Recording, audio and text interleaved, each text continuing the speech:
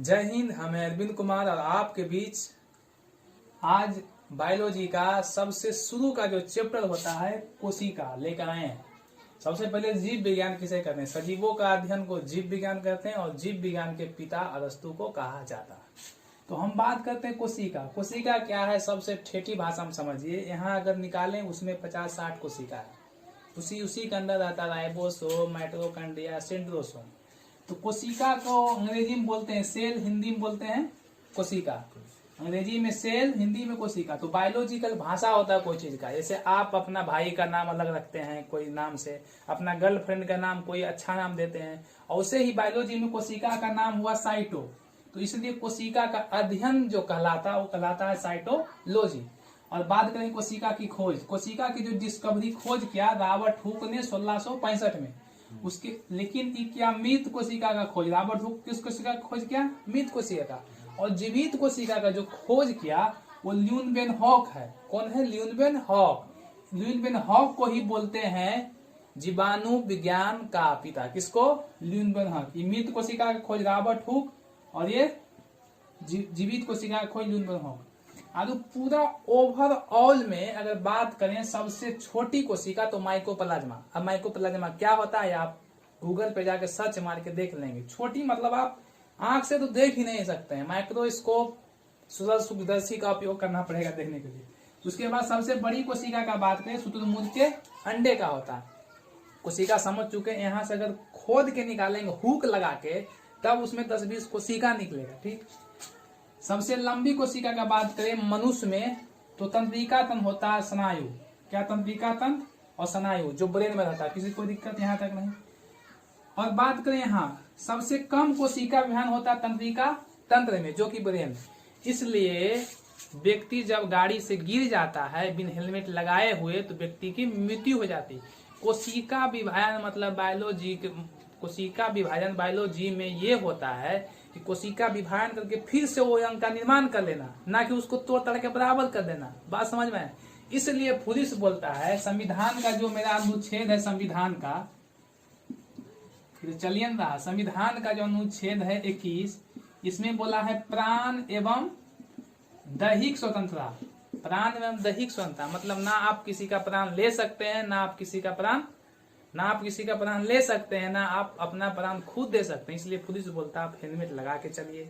उसको पता है कि ब्रेन में चोट लगा तो कोशिका विभाजन होगा नहीं, व्यक्ति मर जाएगा। ठीक। अब बात करें सबसे अधिक कोशिका विभाजन होता है लीवर में। लीवर पाया जाता है हमारे राइट हैंड के साइड में। लीवर में मारियो दीजिएगा कुछ कोशिका विभाजन मतलब सबसे तेज कोशिका विभाजन होता है लीवर में। कुछ भी होगा लीवर तुरंत अपना मतलब उसको लीवर तुरंत अपना ठीक ठाक कर लेगा, हिड़ हाड़ के जो भी हो। ठीक। अगर मनुष्य का बात करें, मनुष्य में इत हो गया पूरा ओवरऑल में सबसे छोटी माइक्रोप्लाज्मा, सबसे बड़ी शुतुरमुर्ग के अंडे। और मनुष्य में बात करें तो मेल में होता है शुक्राणु जो कि छोटा होता है, फीमेल में होता है अंडाणु जो कि मेंस्ट्रुएशन चक्र के दौरान खराब होकर बाहर निकल जाता है। ठीक। अब बात करें कोशिका सिद्धांत। एक व्यक्ति था स्लाइडेन में स्वान, उसने बोला प्रत्येक जीव का शरीर छोटे छोटे कोशिकाओं से मिलके बना है। मतलब यहाँ भी कोशिका, यहाँ भी कोशिका, यहाँ सगरों कोशिका। प्रत्येक जीव का शरीर छोटी छोटी कोशिकाओं से मिलके बना है अर्थात कोशिका जीवन की सबसे छोटी इकाई है। इकाई मतलब यूनिट। यूनिट मतलब होता है जो पूरी वर्क को कंप्लीटली कर दे उसे बोलते हैं यूनिट। यहाँ तक समझ नहीं आप लोग? समझिए फिर से बात करते हैं हम यहाँ से एक बार रिवीजन करते हैं। ठीक। सबसे पहले कोशिका का अगर बायोलॉजिकल भाषा में बात करें तो साइटोलॉजी, उसका अध्ययन। कोशिका की खोज रॉबर्ट हुक ने 1665 ईस्वी में। मृत कोशिका की खोज और जीवित कोशिका की खोज ल्यूनबेनहॉक ने किया था। और ल्यूनबेनहॉक को ही बोलते हैं जीवाणु विज्ञान की पिता। और सबसे छोटी कोशिका पूरा ओवरऑल में बात करें तो माइकोप्लाज्मा। सबसे बड़ी शुतुरमुर्ग के अंडे। सबसे अधिक कोशिका विभाजन कहाँ होता है? लीवर में। सबसे कम ब्रेन में। इसलिए चोट लगने के बाद व्यक्ति मर जाता है। अगर मनुष्य का बात करें, मनुष्य में पुरुष का शुक्राणु स्पर्म सबसे छोटा, महिला का ओवम अंडाणु सबसे बड़ा। यहाँ तक कोई दिक्कत? अब बात करें कोशिका सिद्धांत स्लाइडेन एवं स्वान ने दिया था। और याद रखिएगा मृत कोशिका को नेफ्रोसिस कहते हैं। यहाँ तक समझ चुके हैं? तब तक स्क्रीनशॉट लीजिए, तब तक हम दूसरा वीडियो इसी का बता रहे हैं। काटो। चलिए अब हम बात करते हैं कोशिका झिल्ली और कोशिका भित्ति। कोशिका झिल्ली क्या होता है समझिए। ये कोशिका है, यहाँ पहले बता चुके हैं, अगर इसको खींचेंगे हुक लगाया कोशिका कोई क्या था आवट हुक लगा खींचेंगे उसमें कोशिका, अब कोशिका को कोई पाया जाएगा एक झिल्ली, उसे बोलेंगे कोशिका झिल्ली। कोशिका झिल्ली बना होता है प्रोटीन का। ये पादप एवं जंतु मतलब पेड़ पौधा और हम लोग जितना भी जीव जंतु सब में पाया जाता है। यहाँ तक किसी को कोई दिक्कत नहीं, छोटा चीज है याद रखना। कोशिका झिल्ली प्रोटीन का बना होता है, जंतु एवं पादप दोनों में पाया जाता है। और कोशिका भित्ति ये केवल पादप में पाया जाता है। किसमें? कोशिका भित्ति पादप में। पादप में इसलिए पाया जाता है कि भगवान बहुत होशियार है। हम लोग तो अपना रक्षा अपना रोई से कर लेते हैं, जानवर को आप देखते हैं उखाड़े कोई कपड़ा पहनता है ऐसे अपना रक्षा कर लेता है। और हम लोग तो पेड़ का जो उखाड़ते हैं सेल्यूलोज, ये कपड़ा किसका बना है? सेल्यूलोज का। नोट किसका? सेल्यूलोज का। उसका भी हम लोग पहन लेते हैं ओवर परत।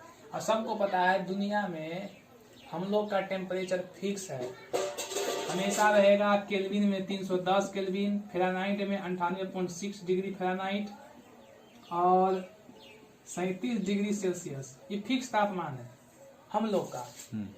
अब बात करते हैं कोशिका भित्ति। कोशिका भित्ति सेल्यूलोज का बना होता है जो कि पेड़ पौधा में पाया जाता है। सेल्यूलोज समझ रहे हैं, कपड़ा नोट जो कागज पहने सेल्यूलोज का है।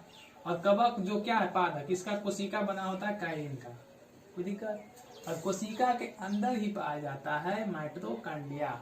माइटोकॉन्ड्रिया के आंतरिक दीवार को हम बोलते हैं क्रिस्टी। क्या बोलते हैं? क्रिस्टी। इसमें क्रेब्स चक्कर चलता है। अब क्रेब्स चक्कर क्या होता है? क्रेब्स नामक वैज्ञानिक ने माइटोकॉन्ड्रिया में देखा जब हम लोग सांस लेते हैं फेफड़ा से, मुंह तू से नहीं बोलना भाई, नाक ताक से। ये सब श्वसन मार्ग है, सांस लेते हैं फेफड़ा से। अब फेफड़ों को उतना औकारे नहीं सांस लेने को, मदद करता है डायफ्राम। तो क्रेब्स नामक वैज्ञानिक ने क्रेब्स चक्कर देखा। और क्रेब्स चक्कर जब हम लोग ऑक्सीजन बाहर से लेते हैं तो फेफड़ा हमारा रहता है ब्लड पूरा ऑक्सीजन को लोग पूरा शरीर में अनेक कोशिका तक भेज देता है। और कोशिका क्या करता है? एटीपी का निर्माण। कितना एटीपी? 38 एटीपी। 38 एटीपी बराबर 1 ग्लूकोज। और ग्लूकोज जब मिल गया तो आदमी को मिल जाएगा ऊर्जा। ऊर्जा मतलब ताकत। इसलिए कोशिका का ऊर्जा गृह बोलते हैं किसको? माइटोकॉन्ड्रिया को। अंग्रेजी में बोलते हैं पावर हाउस ऑफ सेल्स किसको? माइटोकॉन्ड्रिया को। एक बात समझिए कॉन्सेप्ट क्या है। यहाँ श्वसन का काम हुआ कि नहीं हुआ? हुआ। आप बोलेंगे हुआ। इसलिए परीक्षा में सवाल पूछेगा कोशिका के अंदर आंतरिक श्वसन का काम कौन करता है? आप लोग डायरेक्ट मारिएगा क्या? माइटोकॉन्ड्रिया। बात वही भाई।